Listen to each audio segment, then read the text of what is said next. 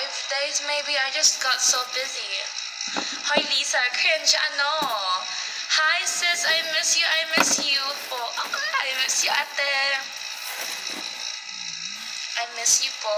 Ate, are we still friends on Facebook? I can't search on Facebook. I don't know why. Hello everybody, how are you guys doing? Yeah, okay. Good.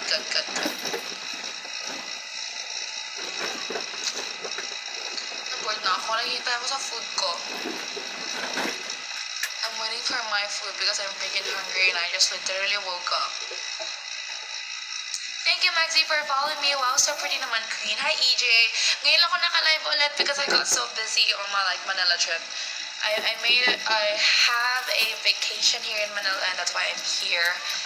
And this is my last day and I will be going back to Mindanao 3 a.m. tomorrow. So I think it'll be fine.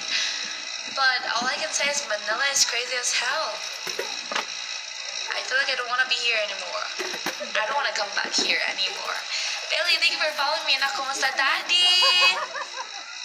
I'm good. You're watching my live, Daddy. I'm doing great. But by the way, how are everybody going? Are you good? Uwi ka ng bukas? Yes, Daddy, my flight will be 3 a.m. tomorrow, so I'm gonna be in Cagayan de Oro around 7 p.m.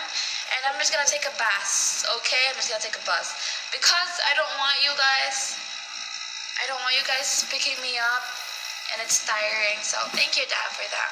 Kapoy, hahaha. Kapoy kaayo, like, it's so traffic and it's so hot and sometimes there are places where kids knock on your window car, and sometimes you get past on a road where it's so freaking smelly, but it's good.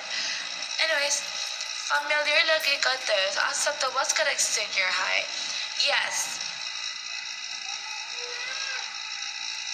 Panay-panay na naman ang pagpapakit ninyo dyan, Dorinel. What do you mean? I don't get it. Or are you po? I am now here in Quezon City, Manila. Last day I was at Makati, yesterday I was at Batangas, and now I'm here in Quezon City, and tomorrow balik na ako ng Mindanao. Uwi ka na bukas. Yes, Dad.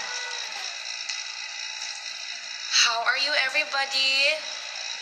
I'm waiting for somebody dito sa live. I'm waiting for Ascorbic Acid. Cringe is here. I don't know where he is now. I'm also waiting for Paulo, the very noisy viewers I have.